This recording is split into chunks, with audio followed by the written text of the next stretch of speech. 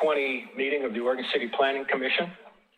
First item on our agenda is public comment on items that are not on our agenda this evening. If you're planning to testify on the memory care facility, you would not speak at this time. But if there's anyone wishing to speak on any item not on our agenda, now is the time for that. Any public comment? We have none at City Hall.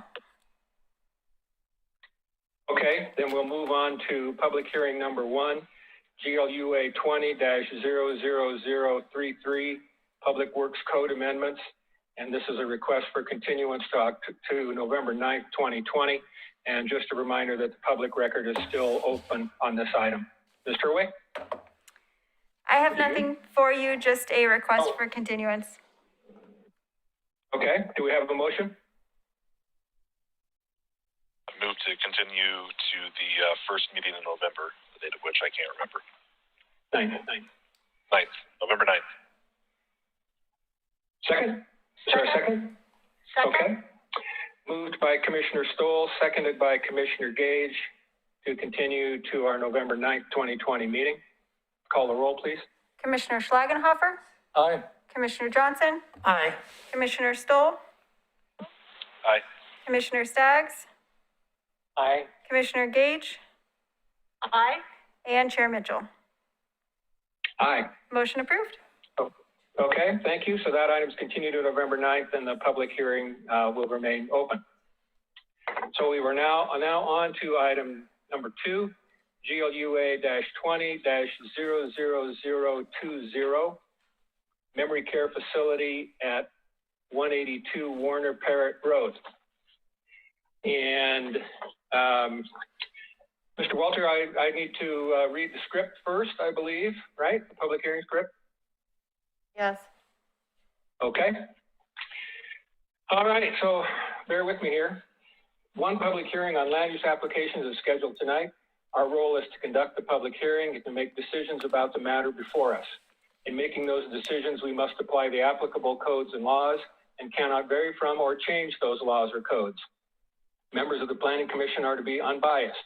Before the start of the hearing, I will ask the commissioners whether they have any potential conflicts, such as family, financial, or business relationships with any of the applicants or with regard to the land in question. I will also ask whether any of the commissioners have discussed the application in question with any of the parties or have independent knowledge of relevant facts, such as from a visit to the site in question. Any member of the audience may question any commissioner about their disclosures. A staff report has been prepared for each application and has been made available to the public 7 days before the first public hearing. The staff report identifies the approval criteria that apply to each applicant's proposal. Staff has analyzed the criteria which are contained in the staff report. The quasi-judicial hearing procedure that the Commission will follow is set out in state law and the Oregon City Municipal Code. Hearing procedure steps are shown in the chart on the wall at City Hall. Anyone wishing to speak should fill out a speaker's card and give it to the planning staff before the hearing. Speakers will proceed in the order in which their card is received. You should fill out your address on the card so the city can notify you of its final decision. For the public record, please begin all testimony stating your name and city of residence. Testimony and evidence should be directed toward the applicable approval criteria. If you believe other criteria apply in addition to those addressed in the staff report, identify and discuss those criteria and explain how and why you believe they apply to the application under consideration. Any person may submit written material while the public record is open on each application. Any written materials received by the city staff during the time period in which the record is open will be placed in the record. Written materials submitted during the public hearing must be presented to the city staff in order to become part of the record. If a person attends for PowerPoint presentations, oversight poster boards, reports, pictures, or other exhibits used in their oral testimony to be placed in the record, copies must be submitted to the city staff while the record is open. If they are not given to staff, they will not be included in the record. Any person wishing a continuance to present additional evidence and testimony or to keep the record open to respond to new evidence must make that request before the public testimony portion of the hearing is closed. If the Planning Commission makes a decision with which you disagree, any issue that you may wish to appeal must have been raised on the record for the consideration of the City Commission or LUBA or both. Without raising the issue on the record with sufficient detail, and accompanied by statements or evidence that the city and all parties can respond to, the issue will not be deemed appealable to the City Commission or the State Land Use Board of Appeals. In addition, the failure of an applicant to raise constitutional or other issues relating to proposed conditions of approval with sufficient detail to allow the local government or its designee to respond to the issue precludes an action for damages in circuit court. Okay, now we will open the public hearing for item GLUA-20-00020, proposed residential memory care facility. And I will ask each of the commissioners concerning visits to the site, ex parte conflicts, or contacts of interest, starting with Commissioner Gage. I have been by the site. I have had no ex parte contact, and there are no conflicts. Okay, thank you. Commissioner Johnson. I drive by the site pretty regular for the last 15 years or so, but didn't really stop to look at it, generally know the lay of the property, and had no contact and no conflict of interest. Okay, Commissioner Schlagenhofer. I have no conflict of interest. I did not visit the site, but I've driven by it many times, so I know exactly what property it is, but I haven't been by in probably, a couple months where I actually looked at it. And then no ex parte contact. And no conflict of interest? That was my first statement, no conflict of interest. Oh, sorry, didn't hear that. It's okay, I'm sorry. Yeah, I have no ex parte contact. I have no conflict of interest. I know where the property is. I have not been by the site recently. Okay, thank you. Commissioner Stoll. No ex parte contact, no conflict of interest, and I did not make a site visit. Okay, and I did visit the site. I had no ex parte conflicts and contacts and no conflicts of interest. At this time, does any member of the audience at City Hall or on the call wish to question any of the commissioners about the disclosures they've made?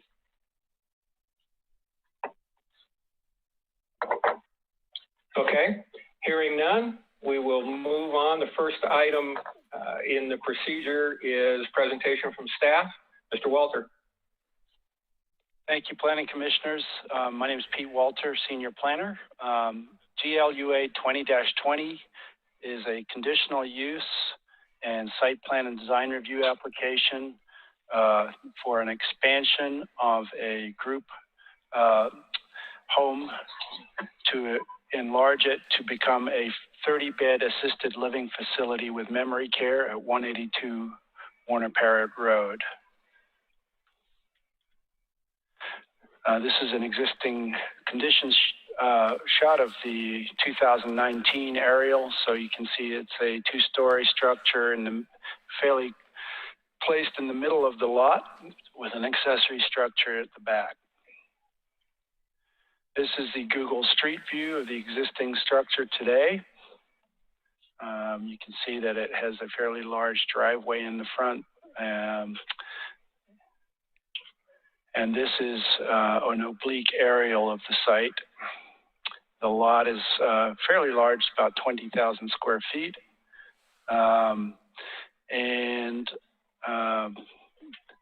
This is a summary of the proposal. It will be an expansion of the existing 5-room adult care home into a 30-bed residential care facility for elderly care and memory care.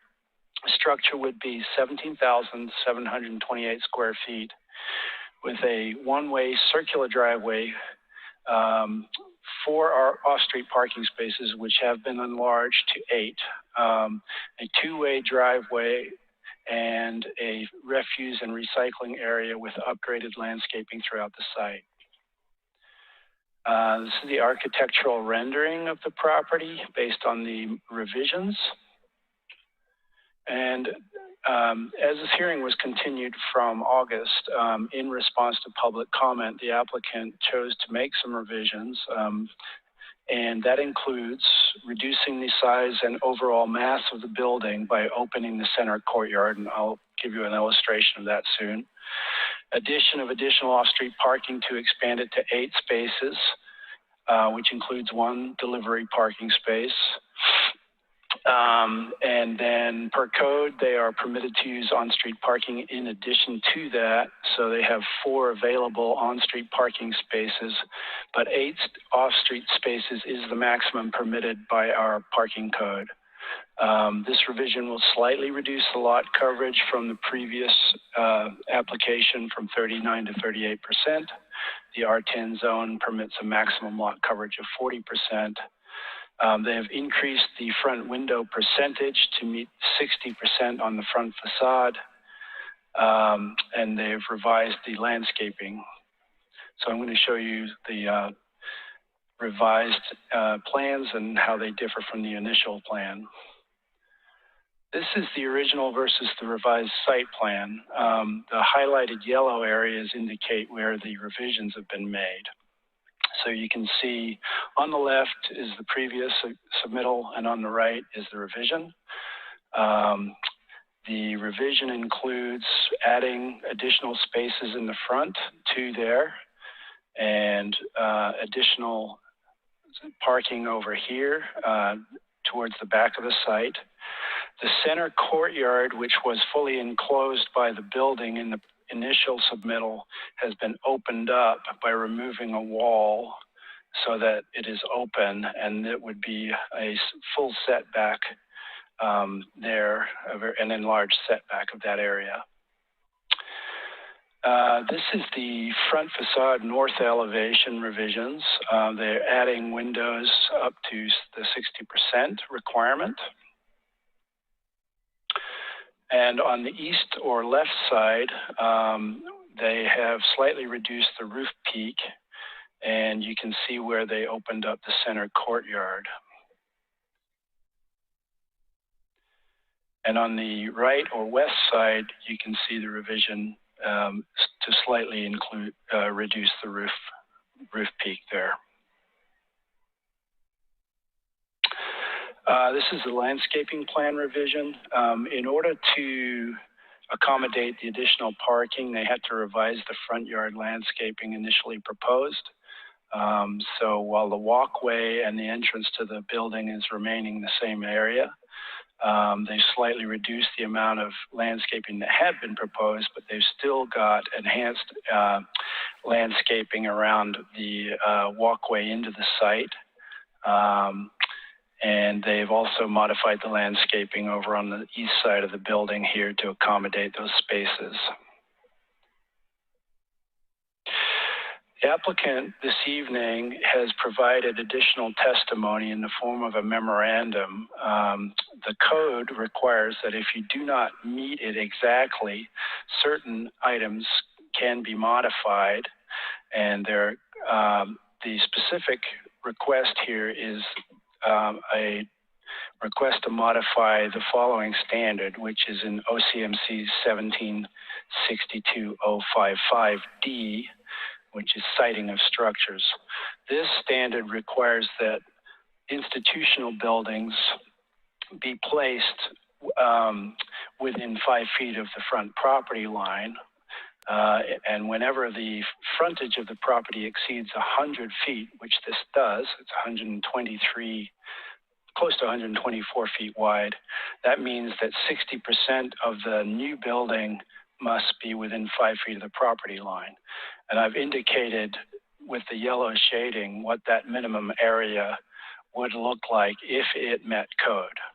And the applicant has requested a modification of this standard in order to accommodate the fact that they're building onto the existing house and adding the parking. Our parking code requires that parking be placed to the side or the rear or underneath buildings. And so in order to accommodate this parking and its locational requirements and also meet the siting requirement, they added the building to bring it up to the front of the site within 10 feet of the front property line. There is a 10-foot public utility easement across the frontage of the property, and you're not allowed to place any structures other than landscaping in those areas. The criteria for a modification are that modification will result in a development that better meets the applicable design guidelines, and that modification meets the standard on balance. The purpose of this standard, for people that may not understand what the institutional standard is requiring, is it is to encourage people to spend time in this area and make it safer through informal surveillance and build structures to human scale that are attractive to pedestrians, which create a sense of enclosure and provide activity and interest at the intersection of the public and private space, while also accommodating vehicle movement. And with respect to that last piece, accommodating vehicle movement, they had to modify the driveway significantly. It was in the middle of the frontage, and now it will be on the east side with a one-way circular driveway and a two-way driveway leading back to the back of the property. So that is the purpose of the standard they're requesting a modification to. And they provided a memorandum of 2 pages explaining why they've made that request. And they've also proposed 3 pedestrian elements in front of the building as mitigation for that increased setback. And those include benches, paving stones, and pedestrian lighting. The applicable approval criteria, as outlined in the staff report, are all the chapters listed here. And the approval criteria for a conditional use in a residential zone, in this case, we're in a R10 residential district. So the predominant use is single-family residential, and the existing development pattern around this proposed use is single-family residential. So the first criteria for conditional use is that it be listed as a conditional use in the underlying district, which it is. A residential care facility is a permissible conditional use in the R10 district. Second is that the characteristics of the site be suitable for the proposed use, considering its size and shape and location, and the topography and the existence of improvements and natural features. So the lot is fairly large compared to the lots around it. It meets all of the dimensional requirements for the R10 zone. It's including the minimum setbacks. Setbacks vary from 12 feet to as large as over 30 feet, depending on what part of the building you're looking at. Third criteria is that it provide all necessary public improvements as defined in chapter 16.12.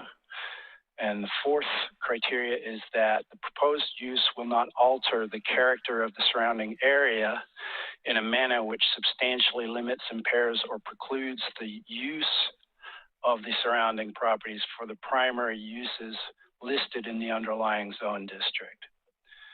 So what that means is that the proposed conditional use does not impede the ability of people to enjoy the principal residential use in the R10 zone district. And finally, that the proposal satisfies the applicable goals and policies of the city's comprehensive plan, which apply to the proposed use. So with respect to these criteria and the conditional use criteria, we've provided recommended findings showing compliance and consistency with them. We do recommend the following revised conditions of approval. First, condition of approval number 5 was written initially when the initial site plan was proposed with only 4 off-street parking spaces. That has been revised, and therefore we can either remove this condition or replace it with the sentence, the applicant shall provide 8 off-street parking spaces, which is the maximum permitted on-site for the proposed use. And condition of approval 13 is just a typo, should be revised to include a period and removing the word in. With that, staff is recommending the Planning Commission approve planning file GLUA 20-20, conditional use 2002, and site plan design review application 2043 with the revised conditions of approval as recommended by staff.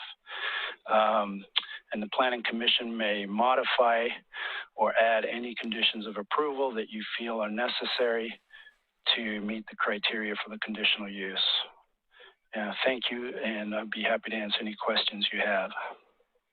Yeah, I got a question, Pete. Oh, Yes.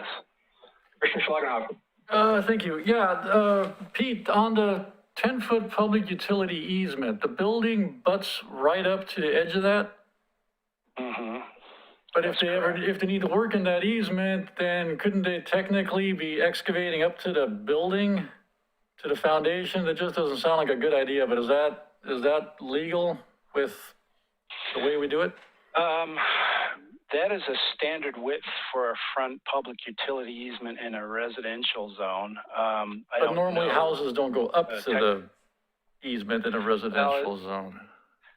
Oftentimes we do see structures proposed right to the very edge of easements. They're not allowed to encroach over them because of the public works easement requirements. It's also for the placement of what we call dry utilities, as well as for utility boxes and sewer lines to cross water lines into the property and that sort of thing. If I can make a comment, Okay. The 10 feet accounts for any equipment that would be needed to do any work there. Yes, that is correct. Yeah. So the building being right on the 10-foot line is pretty typical. Mm-hmm. Okay. That's correct. Commissioner Schlagenhofer, any other questions from you? That was the only one I had. Okay, Commissioner Gage, anything? I'm going to go back to the site plan.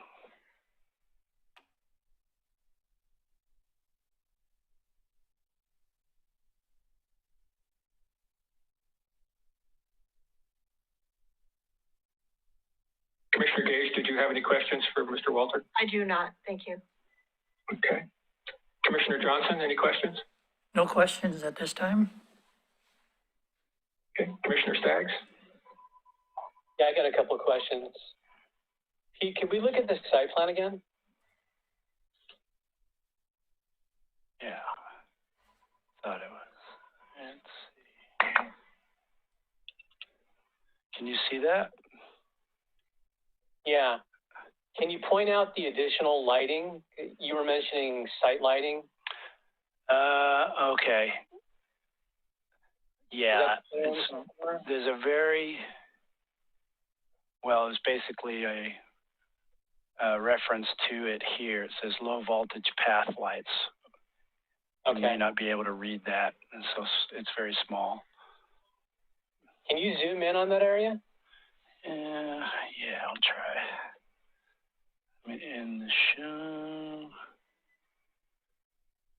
Just on that Yeah, 1 second. side You still wall. seeing it? Oh, No, we lost your screen. okay. 1 second. I'm going to reshare.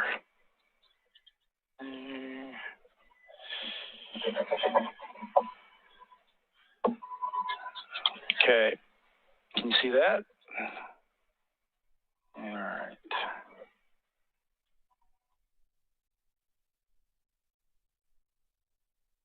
Oh, man.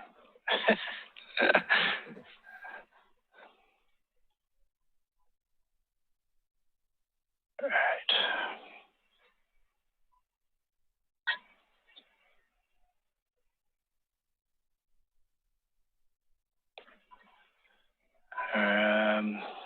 It's in, can you see that? Yeah. Yeah. So the Yeah. the additional lighting proposed is just in that one little area around where the entrance is? No, I believe they're planning to put it alongside the pathway all the way back here. But I'll let the applicant elaborate on that in their testimony. Okay. And then one other question I had is on the required landscaping in the front setback. is there a drawing or something that shows what they're proposing for the landscaping? Yeah. Let's see, where's the landscaping? Oh, yeah, okay. And does that meet all the code requirements? Well, we have added conditions of approval to assure that the coverage is going to be full in 3 years. And so what that means is that we have a limitation on the amount of bark dust that is allowed to be used that when they plant it. You're only allowed to use bark dust within 2 feet of shrubs. Everything else has to be full coverage. Is there a lighting requirement in the front setback for the landscaping? Or you're not required to light landscaping. Building code does have separate requirements for building entrances and things like that, and there may be lighting requirements for pedestrian pathways in the building code. The zoning code is more about restricting glare and assuring that there is not glare or light trespass on adjacent properties.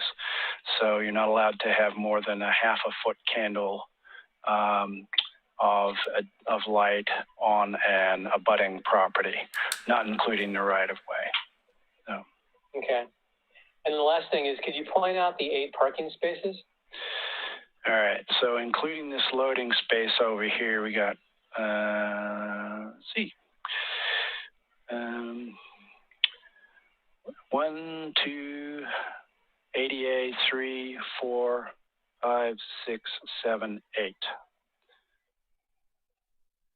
So that space in front of the little, that right there, that's a space right there? A delivery space, yeah. We could make sure that they demarcate it as a loading area. But we only require that a loading space be designated as a loading space if it's going to have a truck that has a wheelbase that is really long. I think it's 40 feet in the code, and they do not anticipate that they would have delivery trucks that large with this use. Mostly it would be smaller trucks and vans. Okay. One other question comes up just as I'm looking at this. What is that? What looks to be like a pathway around the back of the property? Let's see. This is actually lawn. So that's lawn.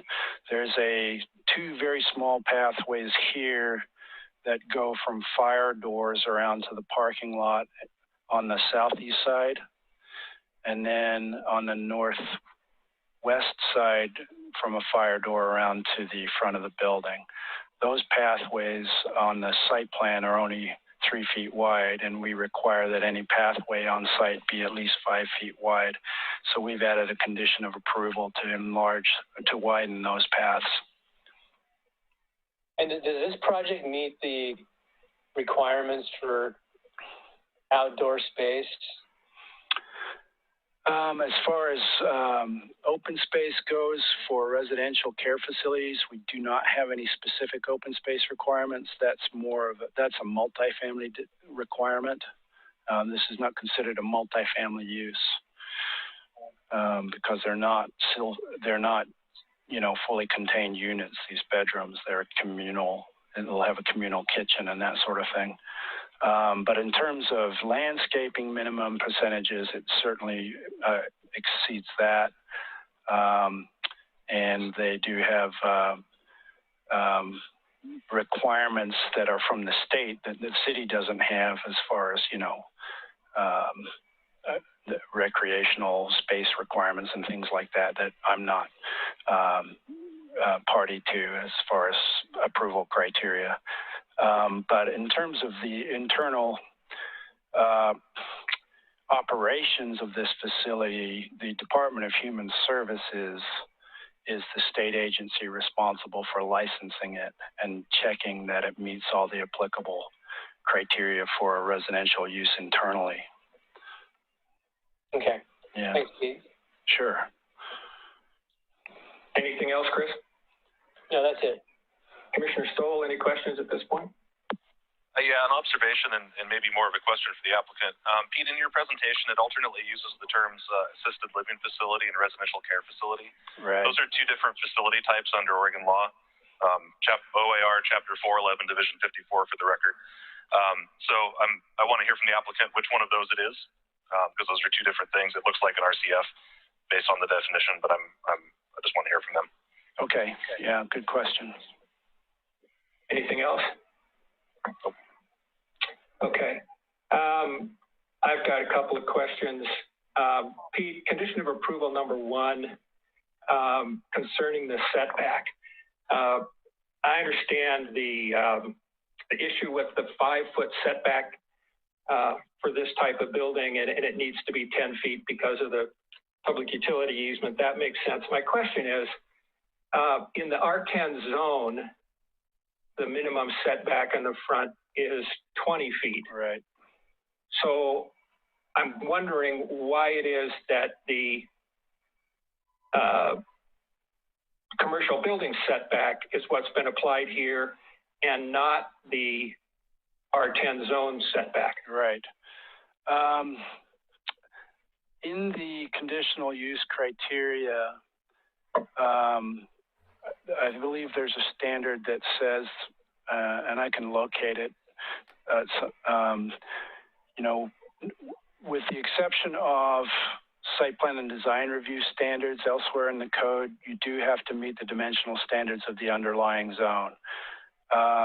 So we have site plan and design review criteria, which are the exception, which must be followed for a institutional use, and we define institutional use in our definitions chapter to include residential care facilities. And subsequently, we have applied this standard to all residential care facilities, including ones that are in residential zones. Okay.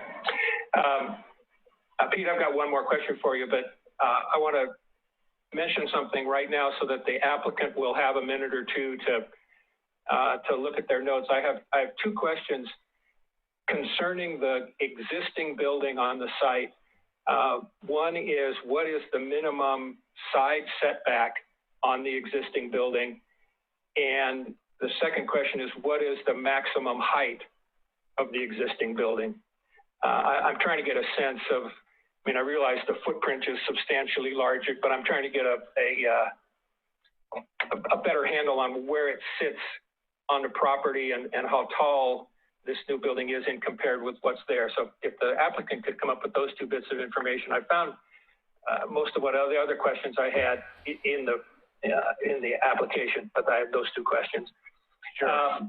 Pete, one more question. Condition of approval number 14 talks about a review of state licensing. I'm sorry, I haven't got it right up in front of me, what all is in there. Yeah. That is a specific conditional use approval criterion for residential care facilities.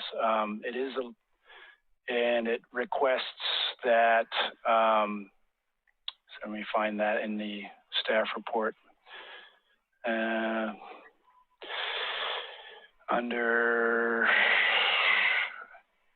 periodic, yeah, it's on page 81 of the staff report, pursuant to Chapter 1756, subsection 040, criteria and standards for conditional uses.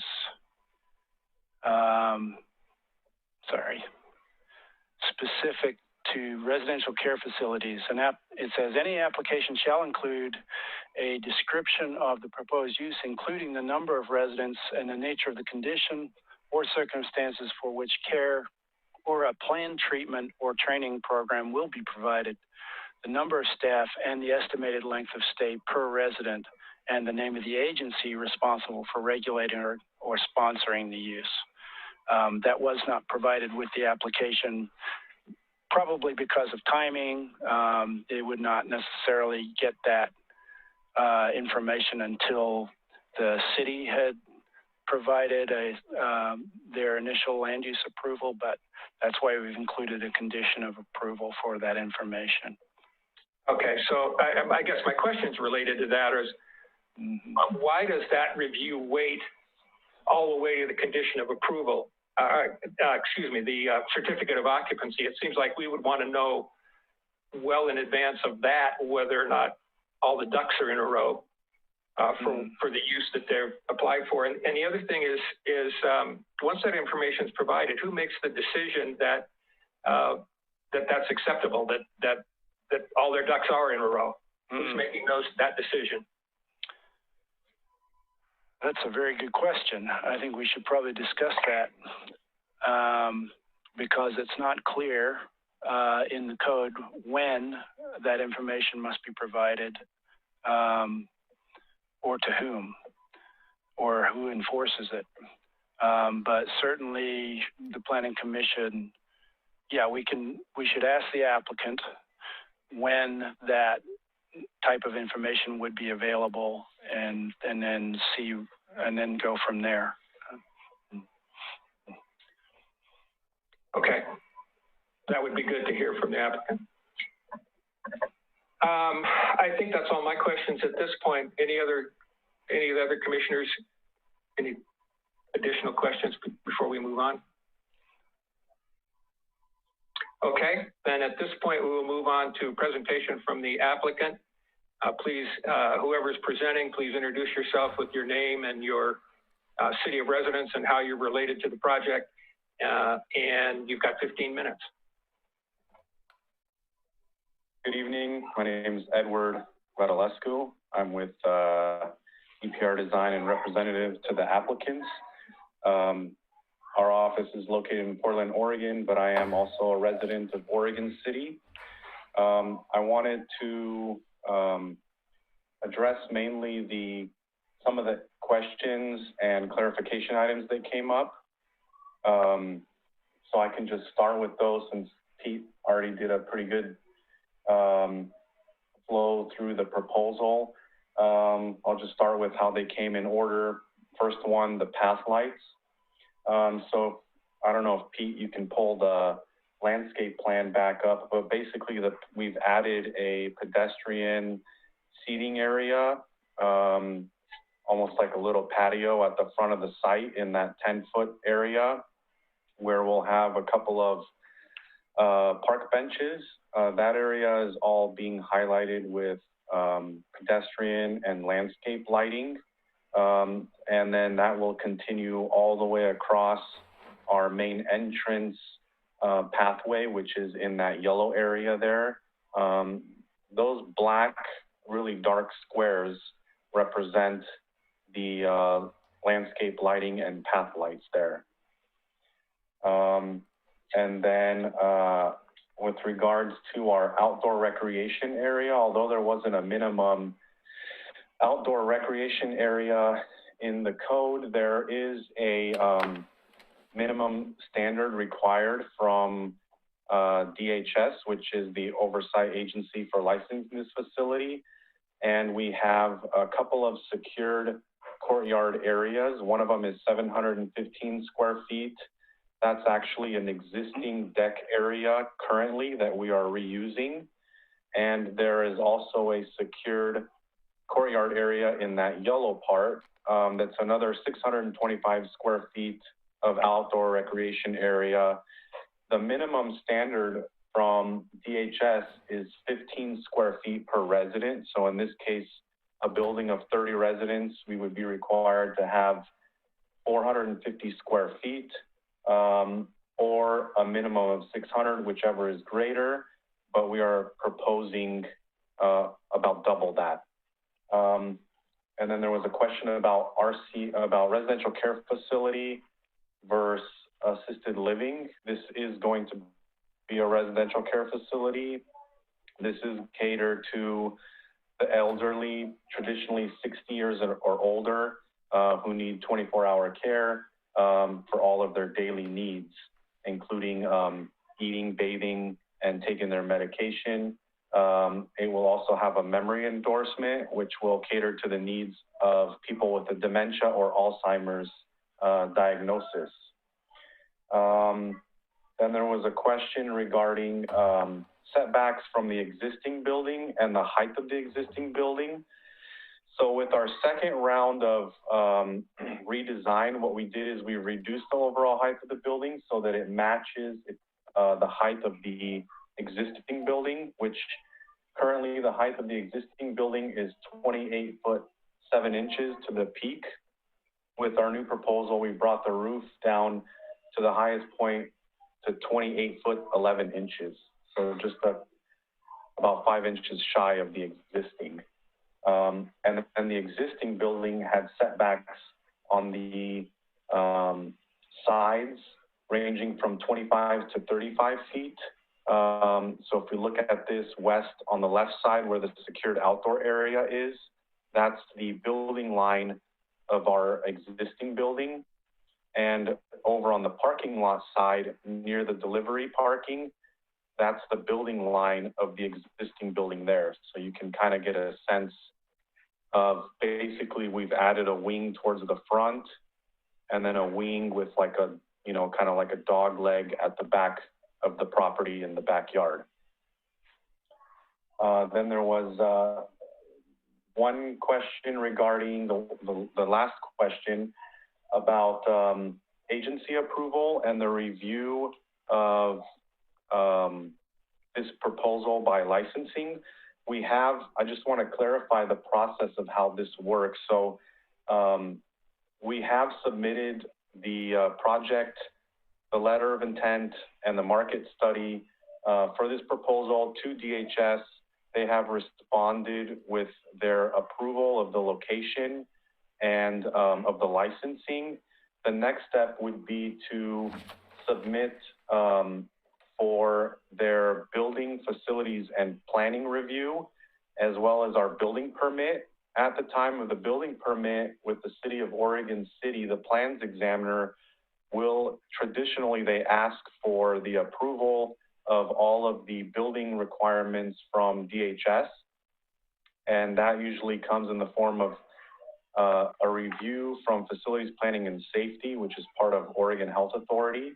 And then they will submit a approval of the building to us, which we submit to the building department before they release building permits.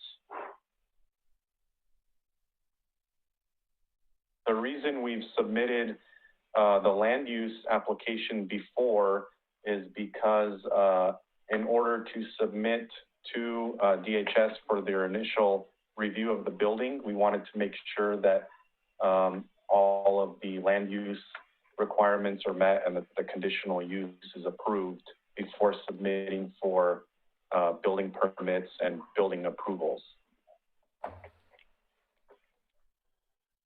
If there's any other questions, I can answer those as well.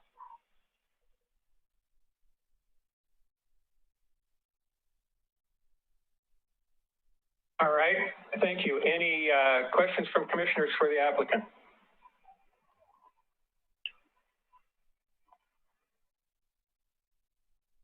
I guess I have one question.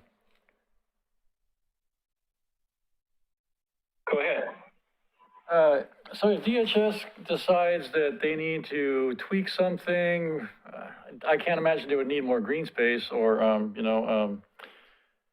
a recreation space for the people. They have double of what they need. But let's say DHS did find something they wanted to alter and it changed the shape of the building. Would it come back here again afterwards for a amendment, or how would that work? The review from DHS is the majority of it is internal inside the building. So they look for things that ensure safety of the residents, things like a nurse call system, fire alarms, fire sprinklers, that the bedroom sizes meet their minimum standards, that the bathing facilities and the restrooms are all handicap accessible, that they have access to outdoor areas, which we've already sized to exceed their minimum requirement. So we don't anticipate any revisions to the exterior or footprint of the building resulting from their review. Okay, all right, thank you for the explanation. Any other questions from commissioners for the applicant? Yeah, I have a question. Commissioner Staggs? Do you expect the people who live here to use any of these outdoor spaces? Is that typical? Yes, they do use them. They'll come out and sit at a outdoor patio, you know, like use the outdoor furniture. You know, if they're in a wheelchair, they'll be pushed out for fresh air, you know, on nice days. So they do use it basically just for a recreation area for sitting, or, you know, sometimes if it's a nice day, they can dine outside. But yeah, they will be using it. Okay. The reason we've labeled it as a secured outdoor area is because it will be fenced off with a 6-foot tall fence that will have gates with secured access. This is for the safety of the residents, and those gates will only automatically open in case of an emergency, like a fire alarm actuation. So those secured areas provide, you know, privacy for the residents and the neighbors, as well as, you know, prevents any resident from accidentally walking off or leaving the site. Can I make a comment here, or is this permitted? Are you with the applicant? I am the applicant, yes. Okay, just please introduce yourself by name and your city of residence. Yeah, my name is Petronella Donovan, and I am in Oregon City, and this is my facility. So I want to just make a comment about the outdoor spaces. We even now use it for lots of activities that we do for our residents. Like they'll do planting. We have their own vegetable plots where they actually will plant in the spring and then they pick it up in the fall. Or they'll do we have bingo, or they have their birthday parties if they choose to, if we have good weather. So we use the outdoor spaces for that, and I would love to keep it, especially here in Oregon when we could use it when on sunny days. So yes, we do use those outdoor spaces. That's all I had. Okay, thank you. Commissioner Staggs, anything else? Yeah, that was. Thank you for making those comments. The space on the west side of the building, the long, thin space at 715 square feet, I think it is.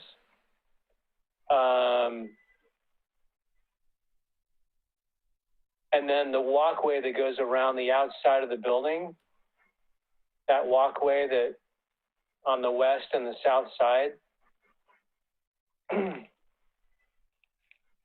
is that typically used for people to go for walks outdoors?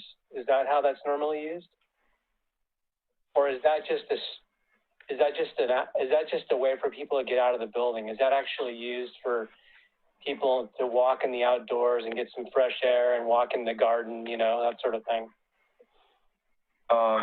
No, so the pathways that exit the fenced off areas, basically the ones that lead to the parking lot, those are for emergency only. The residents will be able to walk around the grounds of the facility where the secured outdoor areas are, and where there would be paths leading from there to like another portion of the landscaped areas that are not in the front of the building, where those paths are for just emergency evacuation only. So the drawing that's shown on the screen right now, can you see that? Yes. So those pathways around the south and the west side of the building, are those used by the residents who live there, or is that the landscape areas on the south and the west side, or so the left and the right there where P is running the cursor? Yeah. Yeah. So right there where Pete is running the cursor through, that's all outdoor landscaped area that the residents can use. Okay. Yeah. So that's specifically designed for them to spend time outside. Okay. Yes.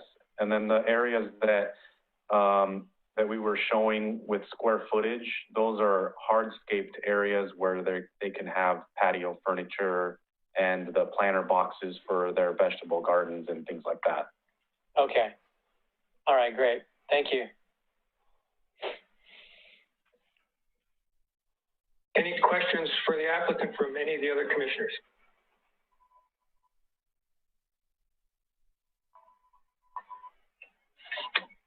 Okay. Hearing none, we will move on with public comments. I'm just going to say something here before the public comments, and I may be out ahead of the way things go. I suspect that there are going to be some concerns raised by some of the public comments that we're going to hear and some objections. And I just want to, I read that boilerplate at the start of the meeting. That maybe the legalese doesn't make sense, but I would just say that if you have a concern and you feel that you may need to appeal any decision that we may or may not make tonight, whichever way we do or don't decide, be sure to bring it up tonight, because that protects your right to bring up that issue on appeal, should that be necessary, before the City Commission. So I tried to make that a little more plain English than what's in that initial speech. And again, I may be out ahead of my interference. It may not go, it may not come up, but I just wanted to make sure everybody knew that. So at this point, we will hear public comments. First, are there any representatives of neighborhood associations?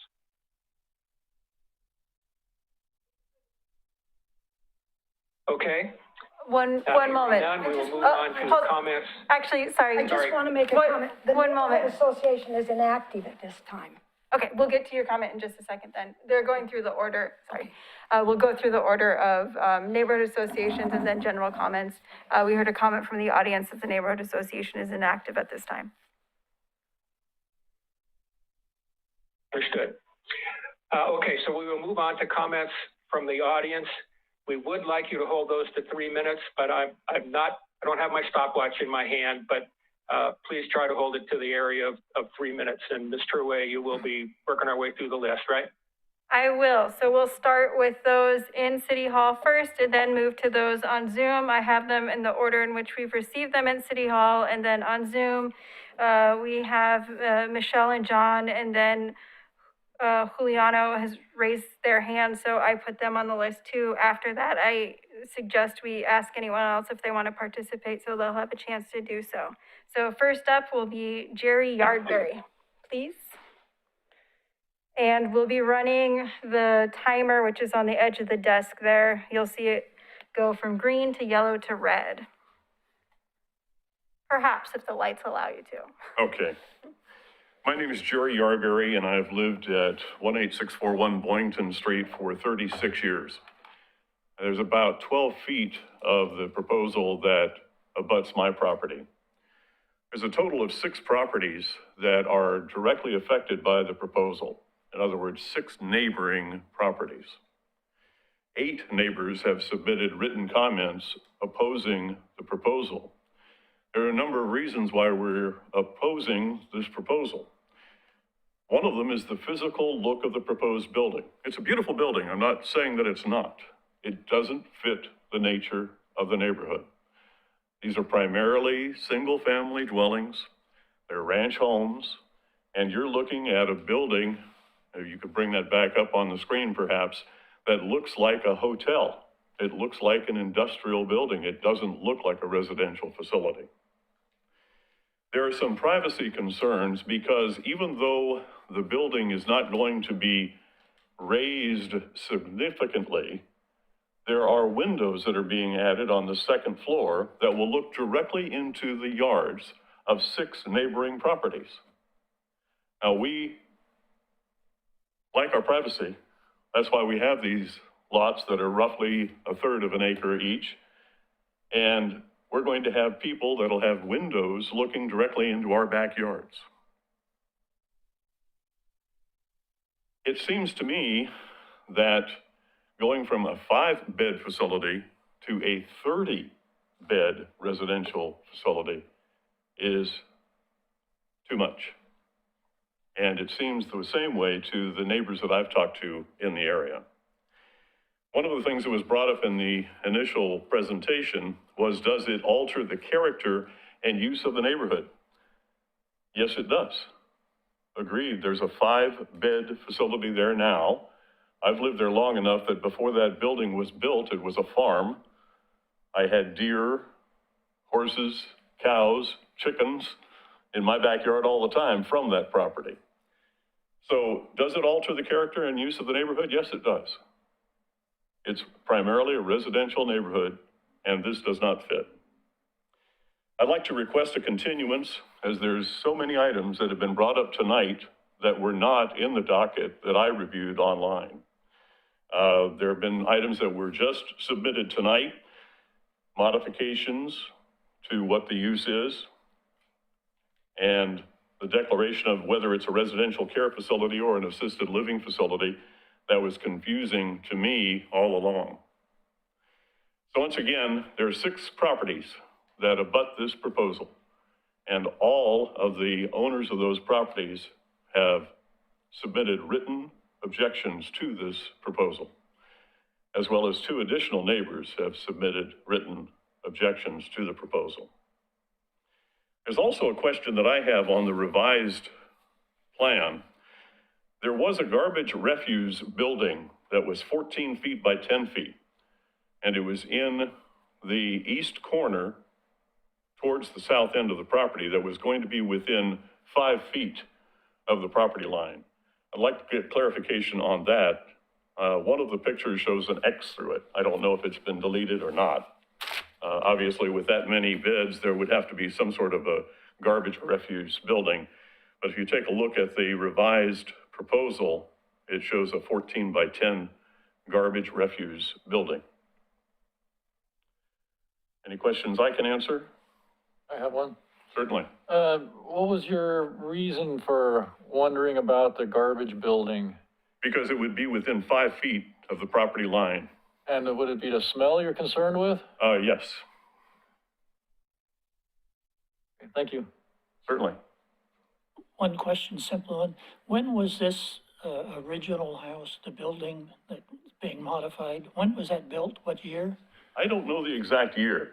I know that no one objected to it because the original farmhouse is just to the west of this building.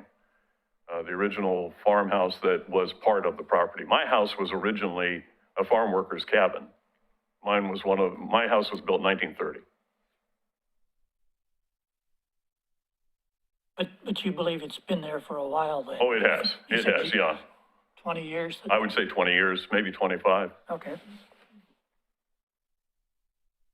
Chair Mitchell, this is Pete Walter. If you want me to show the site plan with the garbage enclosure, I can do that. Either that or we can cover that when the applicant, during the applicant rebuttal. Let's do that. Okay, Mr. Arbery, thank you very much. Thank you, and I did request a continuance. Thank you. Thank you. Understood. Next is Marilyn Fergus.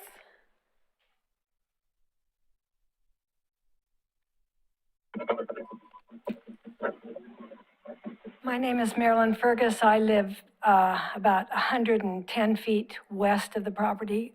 I would like it stated in the record that I would like to ask for a continuance because we've not had enough time to look through all of the pages.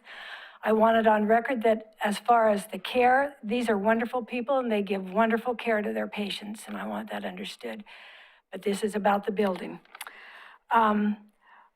One thing I had a question on when we were counting, the proposal says that they are requesting for 30 beds, but when we counted the beds tonight, I came up with 33. I wondered if there's a clarification on how come I got 33 beds. My main concern is about the traffic that this is going to impact. The transportation the transportation investigation said that there would be about 6 morning trips, increase, an 8 peak during the day, and 78 weekday trips. 78 weekday trips on Warner Parrott is a lot of traffic. And that, I have grandchildren. I have lived at 152 Warner Parrott Road for 48 years. And that impacts, I have 10 children with their grandchildren that come, and that impacts a lot for me. So I would like clarification on that. I noticed tonight that they said something about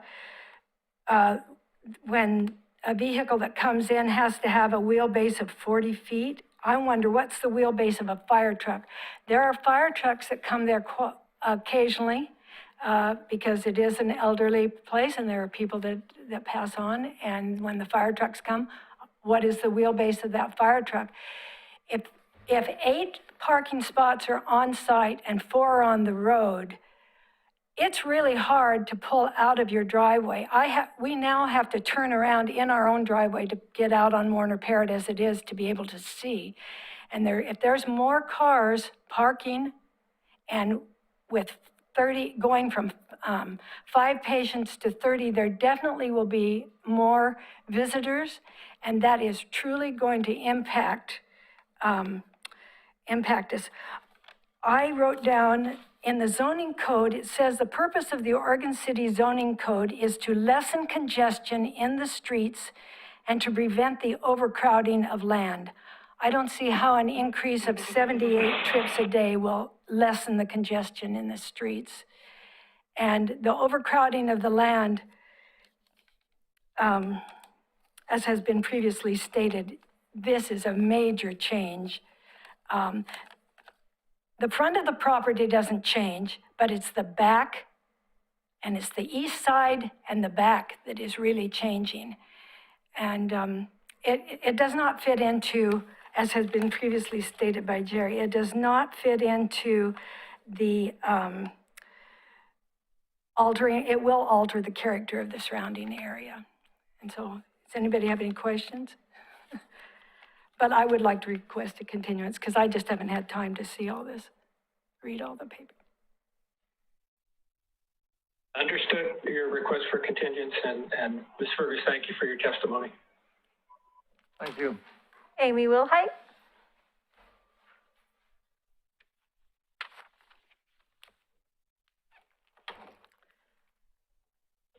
My name's Amy Wilhite. I live in Oregon City. I am Marilyn's daughter. She had asked me to come to speak to some of the code. She did a really good job. I thought she addressed them nicely. I too would like to ask for the continuance. When we were notified, in fact, Mom lives so close, but she didn't know about the additions to the agenda until I let her know because I get noticed. I used to be the chair of the CIC and I receive all the notices for all the neighborhoods. And so when I told her, hey, did you realize there were amendments to the packet? They didn't know. The neighbors didn't know. And so Moms personally went around to the neighbors adjacent and a lot of them didn't have time to be able to come tonight. So a continuance would allow them time if they were able to submit testimony. As far as the conditional use, I disagree with Pete in that I do not believe that it meets the criteria, especially where it talks about impeding the use as a residential. When you go, as mentioned by Commissioner, I'm sorry, I'm going to crucify your last name, Schlagenhofer. Perfect. And as Jerry, the setbacks in the neighborhood are about 20, 25 feet, and all of a sudden you're within inches of the sidewalk. So what happens if you do have to do work in that 10 feet? You're gonna close down the sidewalk. That sidewalk is heavily used. Between King School and Chapin Park especially, there's no bus that goes along South End Road. So a lot of people have to walk Warner Parrott to get up to Central, or Warner Milne, Lynn, that intersection to be able to catch the bus. So that is a heavily trafficked sidewalk. So if you're having anything impeding on that sidewalk and having a building right up against the sidewalk is very disturbing for those people that are walking along there. So I think that also, again, with the trips, Mr. Ripplinger responded that 78 weekday trips was an insignificant transportation impact. That is completely false. 78 weekday trips is a lot of trips when you're talking about a residential area. Yes, it's Warner Parrott. Yes, people can say it's a busy street, but adding 78 weekday trips, that's a lot. And I question the parking. They will have 7 on-site, because you can't count a loading zone as a parking spot, because you can't park there. You got to allow for people to be loading there.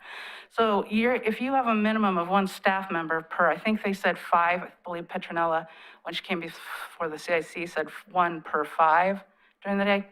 Don't quote me, but you're already talking about, so that's 6 staff members to the 30 beds, which, like Mom, I helped her count. It's 33 on the plans when you count the number of beds that it shows per bedroom. There's 6 people that would just be required for staff. That takes up your parking spots with allowed for 1 guest. They're going to park on the street. You can't see to pull out of the driveways. The site requirements that I don't understand, in number 5 of Mr. Ripplinger's comments said that there was no site impediments. Well, if you had a fence that's going to butt this property right along that 10-foot easement, or where the building ends, you're blocking that whole line of sight. And the corner that cuts next to the neighbors where the original house was on that property.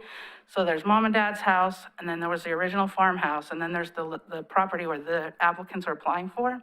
The applicants bought the original farmhouse and this property all as one. Then they retrofitted the current farmhouse and did a division and sold that off, and then built the current 5-bed facility on the extra land. So that answers to your question of how long has the care facility been there. And 5 beds, that wasn't a big deal. It sets back off the street, so it does feel, yes, there's parking in front, but it does feel more like a fit to the neighborhood. But adding this huge building completely changes the look of the neighborhood. Some of these people have been there for years and years and years.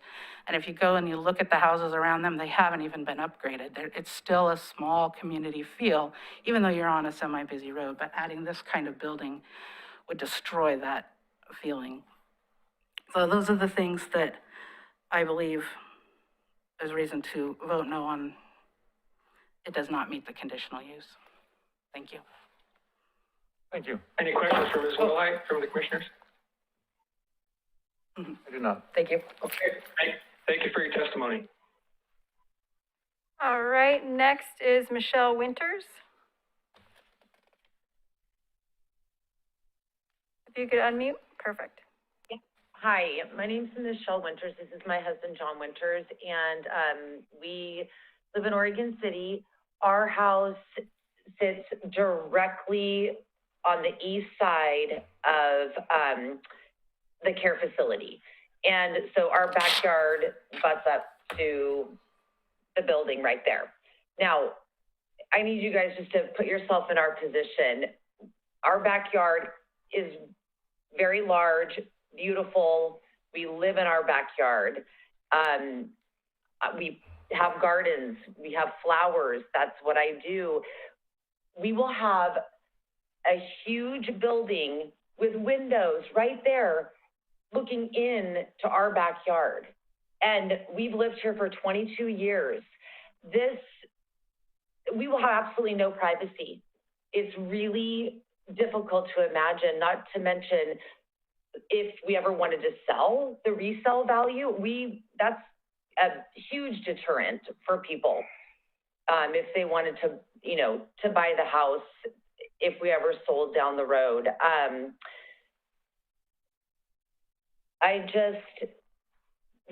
not sure. Just the fact that, it's so large, all the windows, not to mention the sun is going to be, there's going to be a lot of sunblock. The garbages, like Jerry said, are going to be right there in the left-hand corner of our yard. This just affects our home in such a huge way. I can't imagine. I don't know. Do you have anything else to add to that? I agree. All right, and just one note for those of you on Zoom, I don't have a comment with your address. If you either want to say your address, we can send you the notice of decision when this is done, or you can send an email in so we have your contact information. Just a note for everyone. Our address is 18621 Boynton Street, Boynton Street.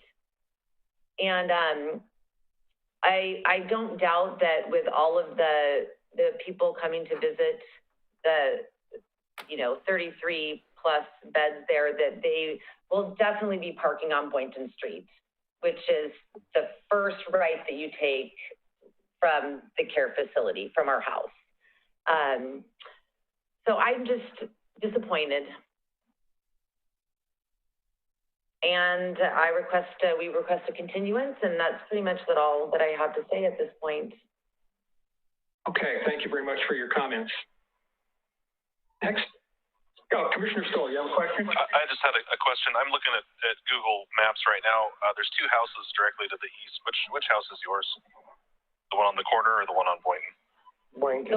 The one on Boynton. Well, they're both on Boynton. Both on Boynton, but yeah. the one farther south. Correct. And so right on one. Go ahead. There's a large tree that looks like it's right on the property line. Is that your tree or is that's your tree? That is ours. How tall is that tree? 50 feet. Okay, thank you. At least 50 feet. Mm-hmm. Okay, thank you for your comments. Next. Mr. Wilson?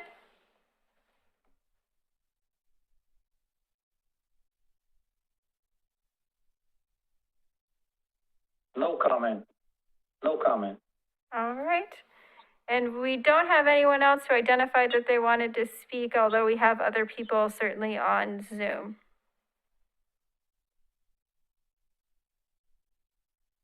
Okay, is there anyone else who is on the call, on the Zoom, wishing to speak?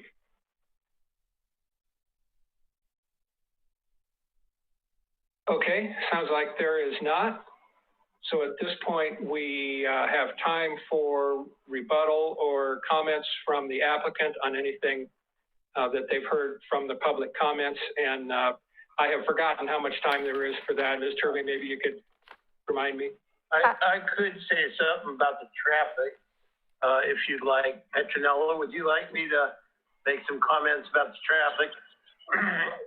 Okay, please introduce yourself by name and your city of residence. And 5 minutes. Gary Spanovich.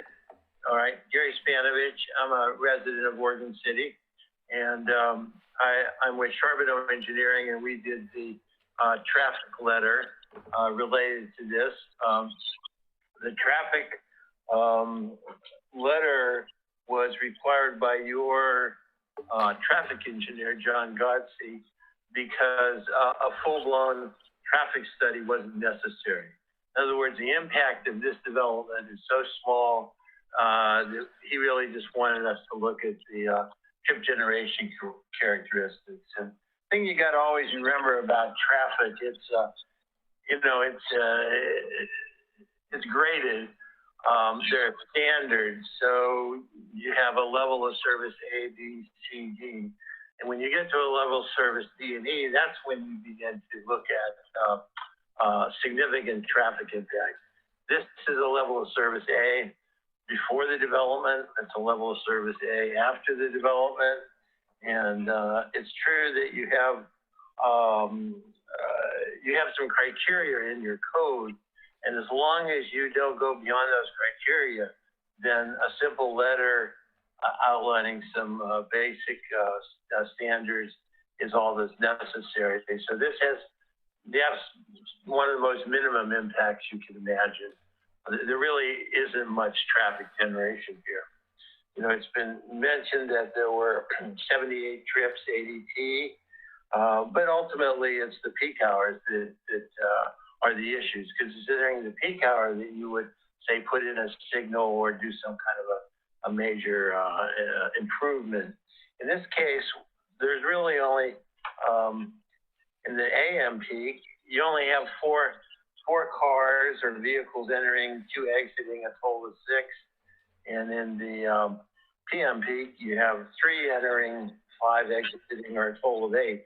And you'd have to have 600 vehicles to go to a level of standard that would require you to put in some major, put in a signal or put in even a stop sign. you do have 78 total trips, enter and exit, but you got to look at that over the course of the day.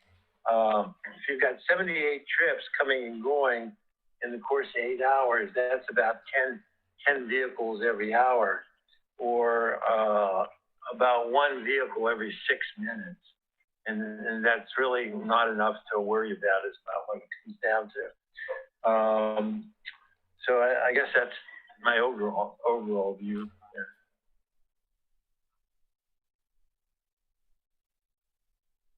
All right, thank you very much. Any other rebuttal or comments from any of the applicants?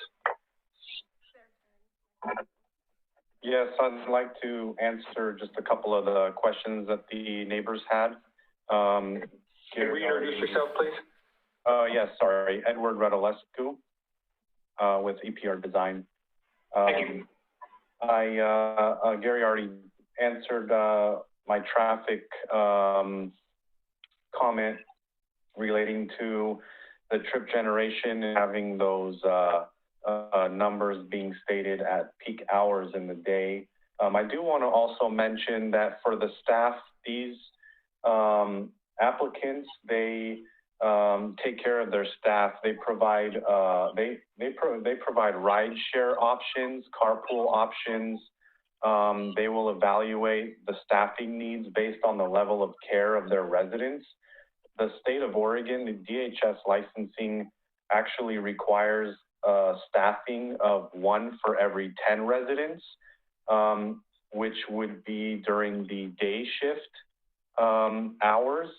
So for a facility of 30 beds, and I do want to clarify that it is a 30-bed facility and not a 33-bed facility. So per the licensing requirements, it would be a staffing level of 3 caregivers for every 10 residents. Again, these owners will be evaluating the need of staff based on the level of care of their residents. So their average is anywhere from 7 to 10, 1 caregiver, 1 staff member for every 7 to 10 residents. So as far as staff coming to the site, they do want to leave as many parking spaces open for visitors and for staff that needs to drive. Other staff members will be provided with ride share options, carpooling options, bus passes in order to help alleviate some of the parking demand. As mentioned before, we did increase the parking amount to the maximum allowed by the code in order to help mitigate for that as well. One more thing I want to mention about the driveway area and the parking area is it has been designed to meet fire truck access. They require a clear area of 20 feet wide. Our driveway at the two-way portion is anywhere from 20 to 25 feet wide, and it will be designed for fire truck access so that they do not have to park on the street. When they come to the site, they can pull into the driveway and be able to access the building that way. There was also a question regarding the building setback against the street. So the building is not going to be built right up against the sidewalk. There is the code requirement was for it to be 5 feet away from the sidewalk, which is where our front property line is. We are proposing it at 10 feet from the sidewalk, which is 5 feet more than the requirement in order to accommodate the PUE, the public utility easement. We just can't build within 5 feet of the sidewalk. And again, with the public utility easement, those utilities are usually centered on that 10-foot easement. So there shouldn't be any concern there with building up to the easement, which again is 10 feet from the sidewalk. And then I wanted to address one more quick item regarding the garbage enclosure. We will have an enclosure. It will be fully enclosed.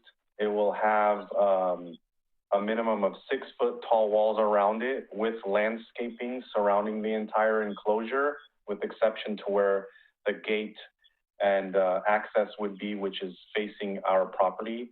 It would be facing the parking area and not a neighbor's property. The garbage enclosure will also be covered, and it will be built to meet the standards of Oregon City's garbage requirements. It does meet the setback requirement there.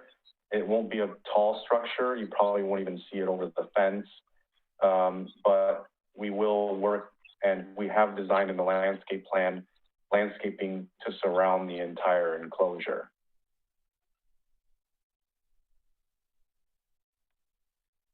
That's just about everything I had jotted down as quick as I could. So if there's any other questions, I can answer those as well. That garbage enclosure, it is 5 feet from the property line, is that correct? Yes. Okay. I have a question.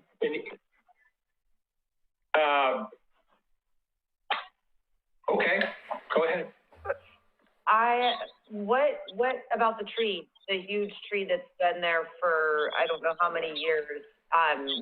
What about the tree in the backyard? Because it's all of the limbs, you know, it's very close to their house. And so I'm just curious as to what's going to happen with that. It's on our property. Correct. But it goes over to the other side. Right. So currently right now in that corner there is a detached garage. Right. That will be removed. So because we're placing the a smaller structure in that corner there, the tree will not be affected. We're not planning to cut that tree down. I mean, obviously we can't, it's on your property, but we're not planning to do anything with that tree. And by removing that garage, which is closer to the property line now than the two-story building will be, and placing the smaller structure there, it will not affect the life of that tree. Okay, how tall is the smaller structure that's going to be in place of the garage? The smaller structure is going to be somewhere between 6 feet and 8 feet tall. Interesting. Okay. Thank you for answering my question. I appreciate it. Chair Mitchell, we also have another request to speak then if we're going back to public testimony from Jerry Yarberry. I can do that. Mr. Yarberry, go ahead. My question was directed to the gentleman that did the traffic survey.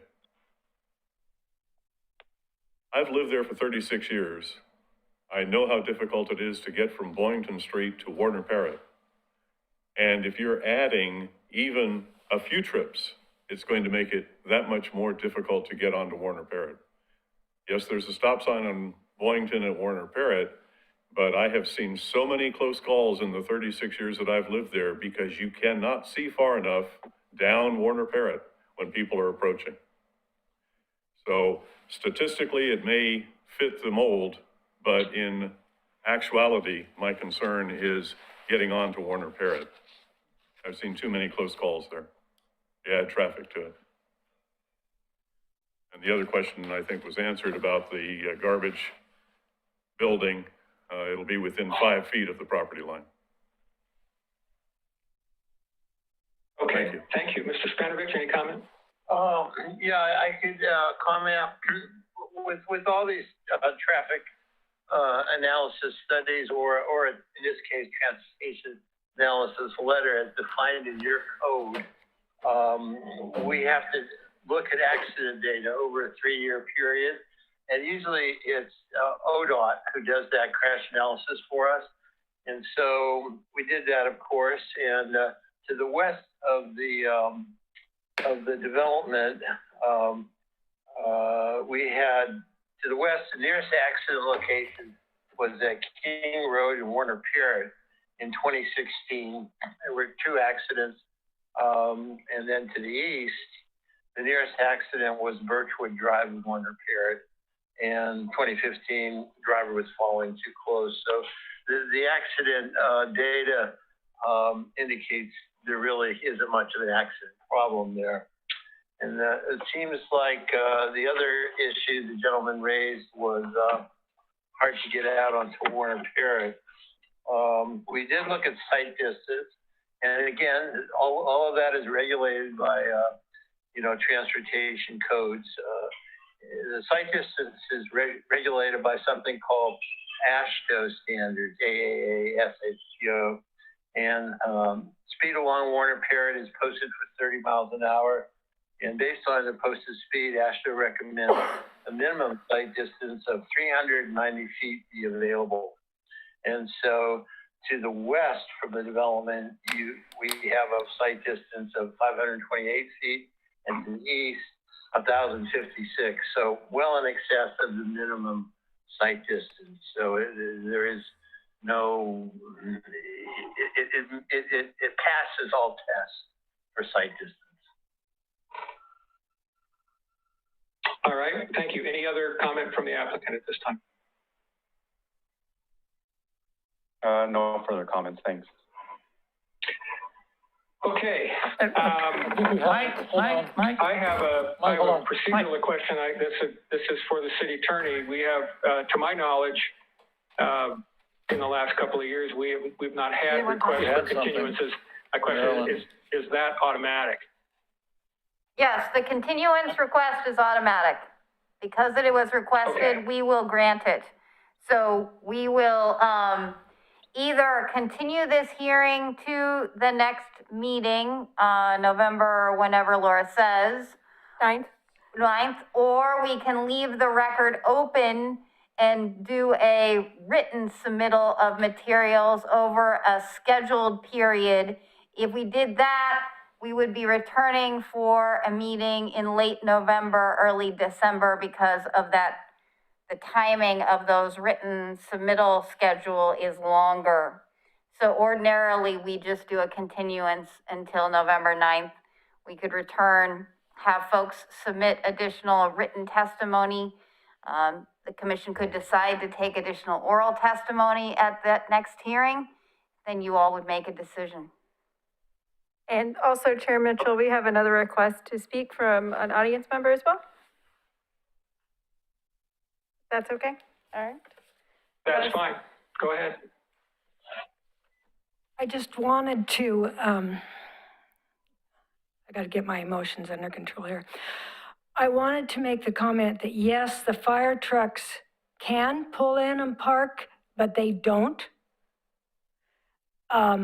We had one just the other day because across the street from the care facility is a woman who's undergoing chemo, and she had to be transported too. So you've got, if you have potentiality of having 2 fire trucks, one on each side of the road, yes, they can pull in, but they don't. And I'm sorry, but you can have statistics show anything you want about site, but that doesn't prove that it's easy to get out onto Warner Parrott. Thank you. And for the record, that was Marilyn Fergus. Okay, thank you. Mike, I'm getting a bunch of feedback. I don't know. Whoever's trying to speak, raise your hand. Commissioner Stoll. Yeah, I just want to offer my personal experience. Paramedic for 17 years and was a firefighter for a while before that. The fire truck's going to park on the road no matter what you do with the property, whether there's a fire or medical, they're just going to park on the road. So the ambulance may or may not back in, but that's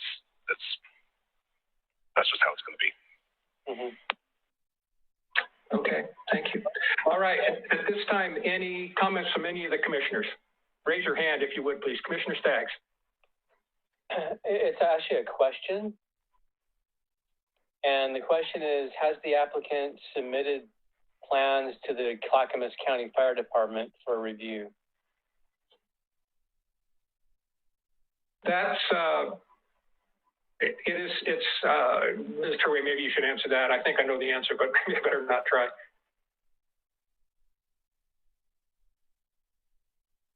I can answer that question. So we have talked to Clackamas Fire, but we did not submit plans to them yet. We will submit plans to them as part of our building permit review. and they will look at things like the design of the driveway. They always look at the design of the driveway for their truck access. Whether they use it or not, I don't know. Apparently they don't use it, but they do have us design it to meet their standards for the weight of the vehicle, the width for their apparatus, and for them to be able to pull into it and back out.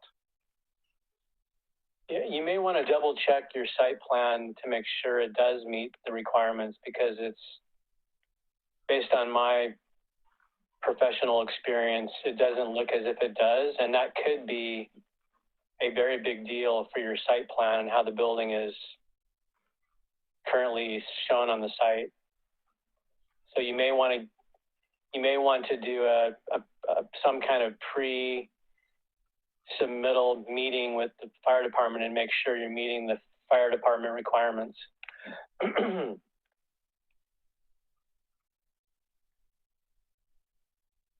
I'm not sure what's required for this kind of facility, but you may want to just make sure you're meeting the requirements.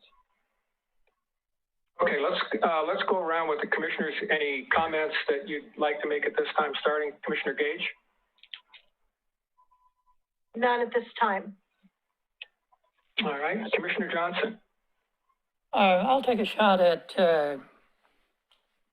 two-story houses in a similar to a two-story house in a neighborhood that only has one-story houses. And you always come into the view from your upstairs bedrooms, bathrooms, hallways, whatever, into the neighbor's, either into the neighbor's house or into the neighbor's backyards.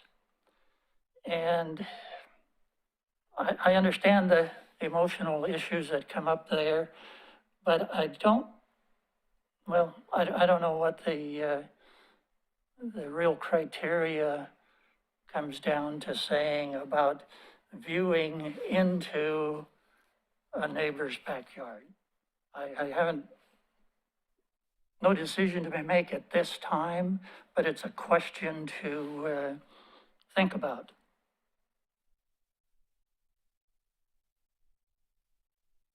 Okay, thank you. Commissioner Schlagenhofer. Yes, thank you. I do have a couple of questions. One pretty standard question. The other one's a bit off. The first one about the garbage. It is 5 feet, and they do mention that it's going to be enclosed, but they don't mention exactly what kind of enclosure. If it's a sealed enclosure, it needs to be bomb-proof because it's going to create some pressure. So it's going to have some kind of air filtration system. I'd like to see exactly what they've got proposed, because when things heat up, air moves and the air is going to come out. So sealing it up, I don't really believe you can have a sealed garbage enclosure because it's going to have to be vented. So I would like if the applicant can produce, some more statistics, some more stats on exactly what they're proposing. Now, my other question is a bit completely different. One of the applicants, I believe it was Mrs. Winters, she mentioned she has a garden and she grows, I'm guessing, produce is a garden, right? I know Oregon City has some provisions in the code that we can have chickens, we can have one-hooved animal, I believe. Is there anything in the code that says if you're producing some kind of crop with your land, is there anything that says there's limitations on what kind of a structure can be built next to it that would block your light? Can you build a structure that blocks someone's garden if it blocks their light? I don't know if such a code exists, but I know that, you couldn't put up a building next to a farmer's field and block their light. It wouldn't be able to grow anything. So that is a question for I don't know who. The planning, this is Laura Turway, Community Development Director. The planning code includes things like height requirements and setbacks. There are no separation requirements in the planning code for such structures. There's no protection for gardens, no protection for farms? No, it's through setbacks and heights allow light to, Okay, I thought there may be some kind of old leftover farming code that you can't put a silo next to someone's field and kill their harvest. no. Okay, maybe there should be. Really quick, that is too bad because the amount of light that's going to be decreased now into our backyard is going to be huge. The sun will not be back here that much at all anymore. And like I said, Okay, Ms. Winters, you can testify to that when at our next hearing. Okay. Okay.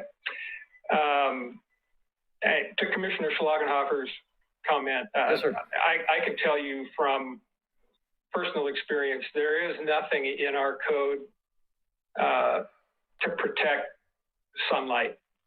When my wife and I purchased our home 12 years ago, we looked out of the forest behind us, and we now have a 2-story house with windows looking down into our backyard that's 5 feet from the property line. And I pursued that.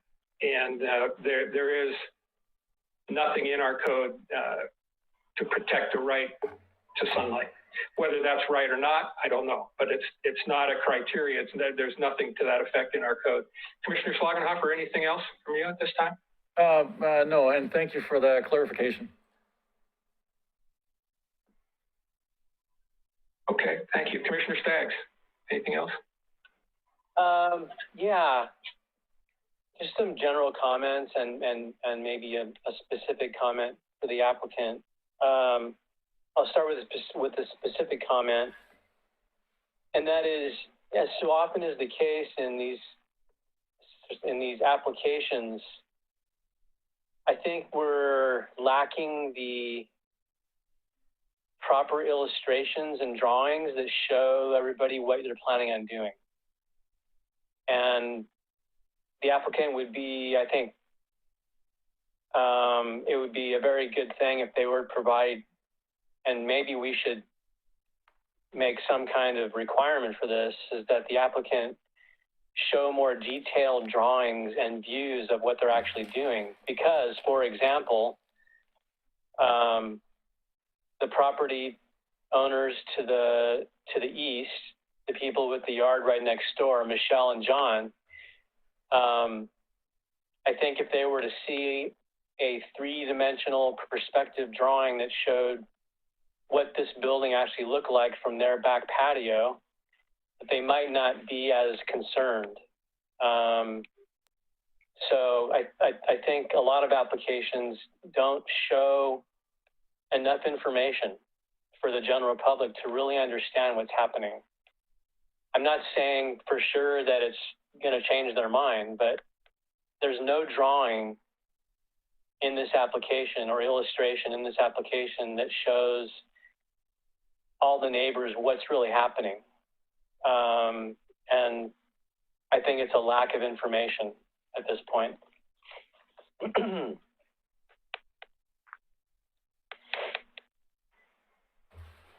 Anything else, Commissioner Staggs? All right, thank you. Commissioner Stoll, anything else? Yeah, I just wanted to, it seems to me, and somebody correct me if I'm wrong, the issue that has been raised and the one that we need to base our decision upon is whether this building, whether this use alters the character of the, character of the surrounding area in a manner which substantially limits, impairs, or precludes use of property. So for myself, I need to go make a site visit to get a better handle on that. And that's all I have. Mm-hmm. All right, thank you very much. I've got a couple of things. I was at first very concerned about the mass of the building, the footprint of the building. And not to say that I'm not still concerned about that, but it was enlightening to see the comment in the staff report that if this was a single family residence, it would be allowed as is without any land use process. It fits all of our size requirements for a building in the R10 zone, which kind of takes the size of the building concern sort of off the table a bit anyway. It is a huge change, understandably, but and this is going to happen throughout the city. You know, the McMansion effect, that we're going to see large single-family residences squeezed up against the setbacks throughout the city as our city redevelops and as people try to get out of Portland and get to an area more like Oregon City.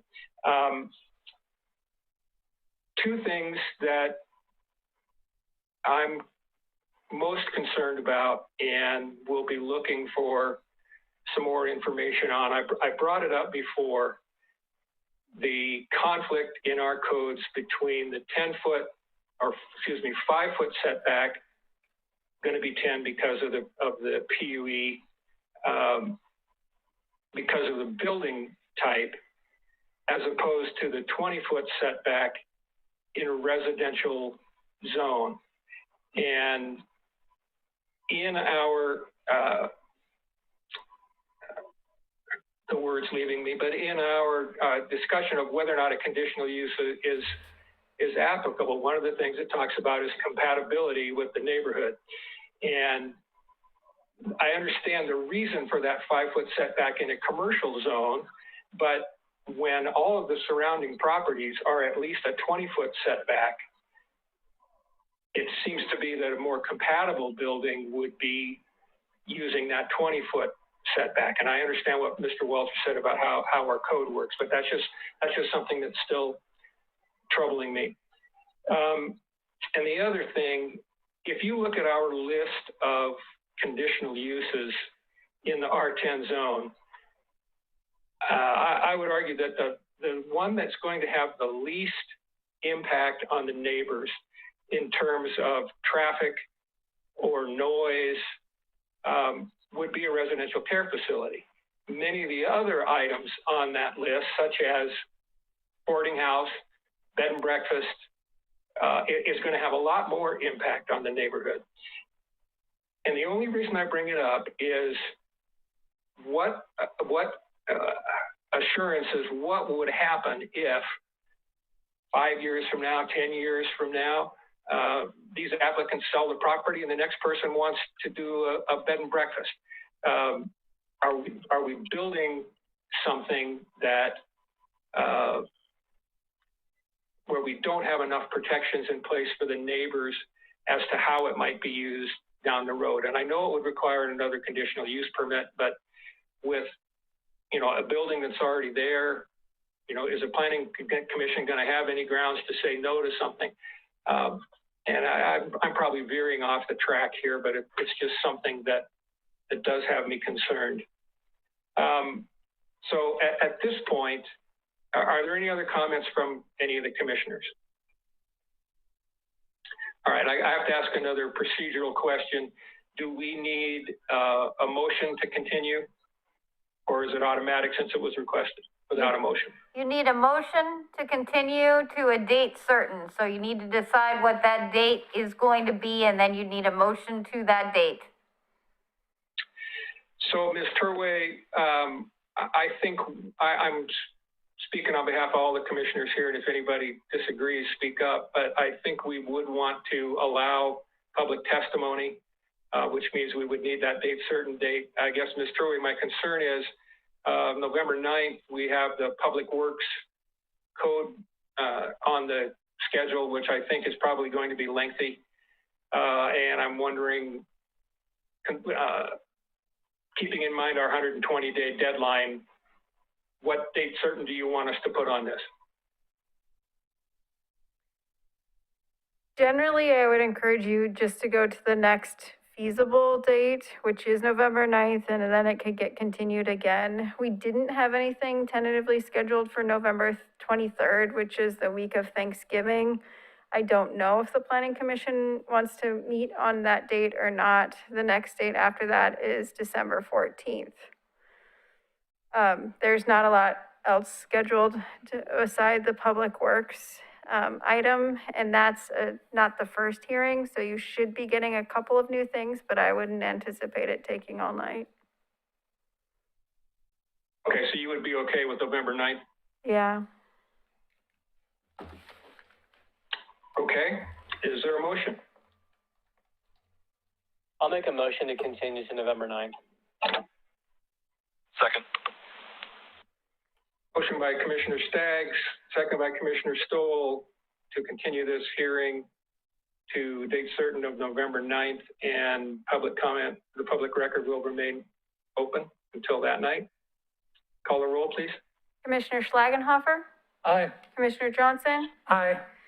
Commissioner Stoll? Aye. Commissioner Staggs? Aye. Commissioner Gage? Aye. Chair Mitchell? Aye. Motion approved. All right, thank you. And I'll just say, I want to say thank you to all the people that spoke tonight. One of the things that the Planning Commission has talked about a fair amount over the last couple of years is so many times we don't get any public comment whatsoever, and we're kind of flying blind. So we appreciate the fact that you're willing to take your time, put up with Zoom, and let us know what you're thinking. That's very helpful. Thank you. Thank you all. Okay, we will move on to item number 3, which is determine if the Planning Commission will provide policy advice and or project requests to the City Commission for the next biennium's budget. Ms. Turway, do you want to introduce this a little bit? Sure, thank you very much. The City Commission has a biennium budget, which is projected through June 30th of this year. At that time, they will get a new biennium budget and goals. So I'm talking about budget and goals at the same time. When the City Commission identifies what we would like to do in the next 2-year duration or biennium, there is normally a funding mechanism that goes with that. Large projects will often need some type of funding component. So we're wrapping these kind of all together. What we wanted to do was provide an opportunity for the Planning Commission to provide input on either the goals or the budget as needed. They traditionally had not, but on the last biennium, they did submit comments, which included a list of projects or things that the City Commission should consider adopting or funding. And then the City Commission, as we know, has a limited amount of budget, and most of that budget is designated to enhance core services like police protection, parks, recreation, planning, safe buildings, maintenance of streets, and the provision of safe drinking water and sewer treatment services, as well as tourism, library, and that kind of thing. So the City Commission will eventually have a retreat in which they talk about what they think their priorities ought to be. And at that, if the Planning Commission would like to provide comment, I want to pass this along to the City Commission so they can consider your options. We did have this as an agenda item last time, and the request was to hear what staff was thinking. I had purposely withheld that information because I didn't want to influence anything. But since you asked, some of the top things that we're thinking about are legal well, one is to complete the adoption of the comprehensive plan update. We know that we're starting it in this biennium. It's going to take a while. We anticipate another year from now or so. So it'll be into the next at least 6 months of the next biennium, which starts this summer and goes for 2 years. The other thing is that House Bill 2001, the missing middle requirements, we did a lot of code updates over the last few years, but some of these requirements may come down to standards that we did not approve. So we will certainly have to make some changes in order to comply with that House bill. So that is a requirement that those adoptions happen by June 30th of 2022. So that's something we have to do legally. And then the last thing that we had suggested is that we reserve staff capacity and budget to implement projects identified in the comprehensive plan. In other words, we're going out to the public to hear what they would like to do for the future. So I'm a little bit hesitant to start saying, here's what the ranking of these projects are, because we haven't really heard from them yet. But we have heard from the community that projects that were important to them included things like the Willamette Falls Legacy Project, updating our tree regulations, a citywide tree code. We've heard people identify diversity, equity, inclusion as a priority, and projects related to that, updating our historic review design guidelines, review board design guidelines, and then also updating our inventory of wetlands throughout the city. All of those may or may not end up making it on a project list. I just didn't want to pick the project before we completed the public process. So that is where my head is at. You don't have to submit comments. You can submit comments. It's all up to you for what you would like to do.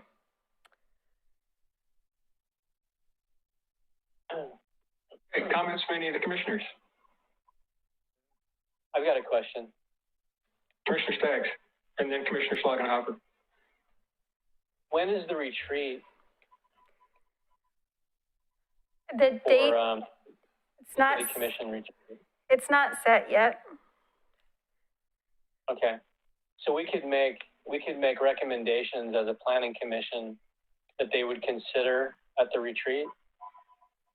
Yes, and the budget ultimately doesn't really get adopted until June or May or so anyway. So I'm coming to you very early. So if something comes up, you certainly could pivot or add or change things if you like. Can I suggest something, Mike? Absolutely, that's what I'd love for you to do. Yeah, that we set aside sometime in the next, I don't know, couple, 3 months to kind of do some brainstorming and decide on some things that we think might be important that we could recommend to the city commission.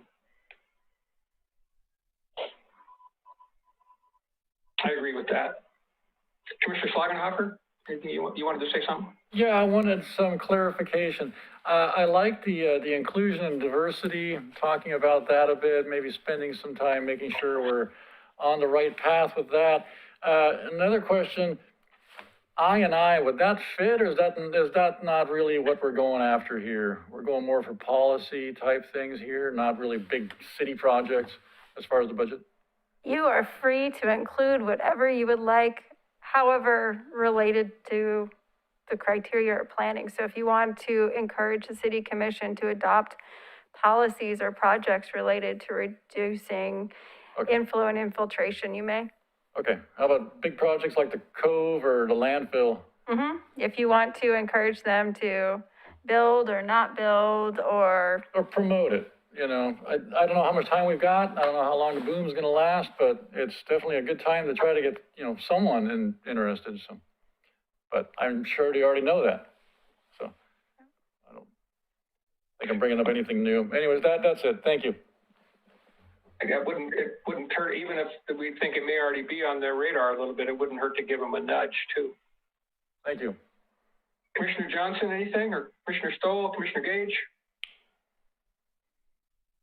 No, I would add to Mr. Schlagenhoff's comment about I&I. We're hearing some things and nothing in detail, but at these meetings, you know, there's some cost sharing coming about or proposed in that possibly that would be a cost share between the city and possibly individual residents that have some of these inflow or infiltration on their property. It's a question in my mind anyway as to, do we automatically look at that as a cost share? And on what basis would we judge it?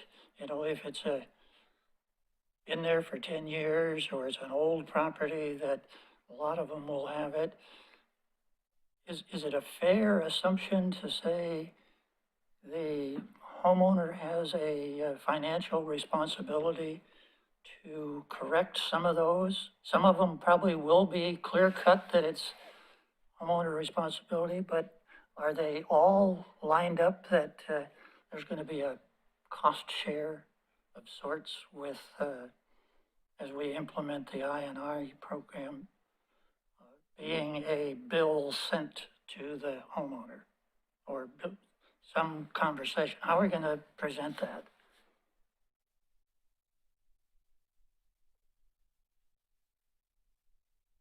Okay. Commissioner Stoll, anything?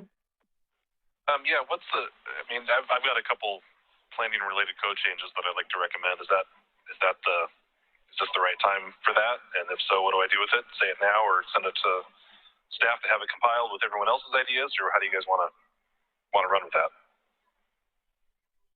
Laura, how do you want to handle this? Feel free to say it now, but I would definitely encourage you guys to send me an email with your list of items, and then we'll come back to you next time with that list of items, and you can either narrow down the list or just put everything on the list. When we eventually get to the comment part of it, my only suggestion is that if there's some priority of something you really want to do, just make sure you highlight that. So imagine that you're a city commissioner and there's way more asks than there is needs. So just some way to differentiate, these are the must-haves and would really like. Okay. So yeah, but if you want to mention it now.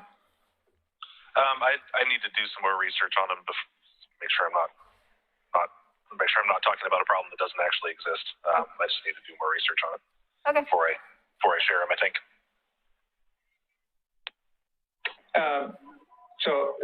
Laura, maybe we want to put this item on the November 9th agenda again, not for a full-blown discussion, but just for any of the commissioners who want to just get their ideas into the minds of the other commissioners so we can all be thinking about it. Commissioner Gage, anything from you this evening? I don't have anything. No. Okay, thank you. A couple of things that I've been thinking about. One of them I know is planning related. The other two may be too far afield. But as I think back over what we've done over the last couple of years and what seems to keep cropping up, obviously traffic comes up constantly. But the other stumbling block that we seem to keep running across is parking minimums and maximums. And do we need to survey similar jurisdictions? I'm sure there's probably 10 different organizations around the country that weigh in on parking issues.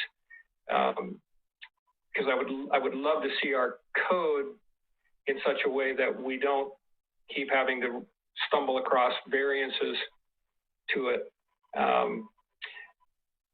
The other hand, maybe the other thing now, and I just now thought of this is, maybe now is not the time because maybe we don't know what life is going to be like coming out of the pandemic, and are people going to drive downtown and park or drive to the store? Maybe we won't need as much parking. I don't know, but parking minimums and maximums is something that I think we've stumbled over a bit and could use some work on. That was actually one of mine also, and I think it needs to be and this actually came up in this meeting. The traffic survey is based on some statistical averages from a book somewhere, not on actual staffing needs of a facility. And this came up a year ago with the rehab at Beaver Creek and Moala, where their actual state law mandated staffing was well in excess of what the city allowed for parking. And so there needs to be those need to be more closely tied. It's reasonable if you're expected to staff 20 people or whatever, and the city only allows you to have 10 because of their formula. That's unreasonable. So that seems like that could be moved to a type 2. If the applicant can show that they have some minimum staffing requirement or something like that. Great, thanks. The other thing and this I just came up tonight, and Commissioner Staggs actually brought it up. It's something that I have thought about, but he really spelled it out tonight. We're looking at 2D paper to decide whether or not 3D buildings are allowed. And the 3D software that is out there is inexpensive and phenomenal. And, in the applicant's presentation tonight, they showed what was obviously a 3D rendering of the front of the building. But do we need to look at updating our submittal requirements for these applications so that they show 3D views from, the four corners of the property or the street out in front or whatever? And Commissioner Staggs, thank you for bringing that up, because I think that's something we ought to be using some of these tools more than we are. So I liked that idea as well. I thought it was a great one. Laura, am I correct in remembering that the submittal requirements, don't they state that you can add as much as you want? I mean, they could have a lot more information in there that would help their application have clarity and more communicate better what they're trying to do. There are no limits on what they can show us. Correct. Yep. Yeah. So, I mean, it's their, the ball's sort of in their court, and if they decide they don't want to show, if they decide they don't want to show the information, then that's their choice, and then they have to kind of live with the decisions that are made. Sorry, I don't want to talk any further about an application that's before you right now. If we can talk more high-level policy direction, I'd prefer that over talking about a specific application that's before the Planning Commission right now. Yeah, I understand. What we can do is we'll put everything that you guys are thinking about on this list and keep emailing me things. And then when we talk about it, perhaps we can pull apart things that could be Planning Commission work sessions or just staff stuff to do. Or, we could always certainly recommend to people that Planning Commission 3D renderings or renderings that show how the scale compared to the adjacent properties and stuff like that. So we'll put everything in a big bucket and then maybe we'll sort through it when we have the deeper discussion. That's good though. just email reminder, send the email to Ms. Turway, but don't CC the other commissioners. We don't want to get a public meeting started. Okay, any other questions and comments on this topic? All right, move on to communications. My only communication is that the comprehensive plan update, OC 2040, is having another PAT meeting at 6 o'clock on Wednesday. We're just checking in with all of our members, starting to share some preliminary feedback of what we've been hearing from the community and just making sure those community conversations are going well and answering questions for people. If you have not had a chance to either fill out the online survey or conduct a community conversation, please do so. And if you have and you're just holding on to that material, feel free to send it to Pete. That's all I have. Oh, actually, sorry, I have another thing too, which is on November 4th, we will be going to the City Commission with a city policy for tree removal. You'll recall we brought it to you a while ago, but it's the policy for if the city wants to remove a city tree, what's our internal process and thought process before we remove one of significance. So that's going before the City Commission, and then upcoming on the City Commission, there's quite a few agenda items. We're going to be talking to them about construction excise tax at the November work session. As you recall, that's a fee essentially to new development that pays a specific amount of money, and that money is then used by the city to fund affordable housing projects, some economic development. There's some leeway on what you can do there. And so keep a watch on City Commission agendas. We've been pretty busy. And then the other thing is the Thimble Creek Concept Plan area. As you recall, there is a directive from the City Commission to staff to work with the Natural Resources Committee to adopt an overlay district to protect the upland habitat. And so we're working with the NRC to do that. We've had a site visit, and then lots of discussions with those 2 property owners that it would apply to. And the NRC is tentatively investigating sort of an alternate approach, which is heritage tree designation for the specific trees, species, or groves, which we would want to protect rather than the creation of a new overlay district. We're going to give the City Commission an update on that in November as well. So lots of projects moving. There's some code updates for Historic Review Board, and we are implementing our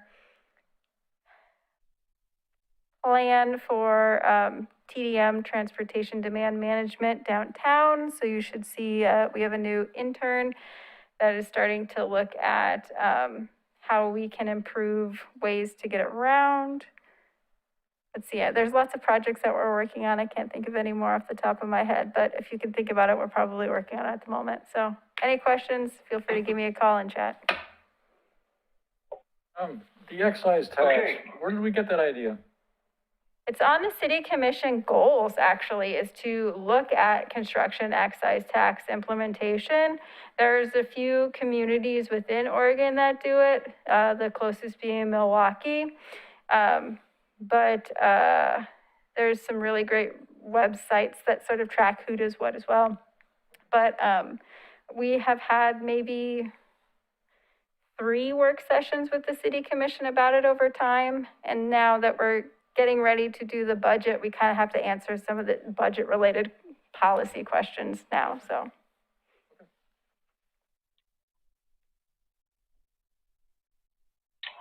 Okay, is that it? Was it? Any comments from any of the other commissioners? All right, thank you all very much. We're adjourned. Thank you, everybody. Thank you. Bye.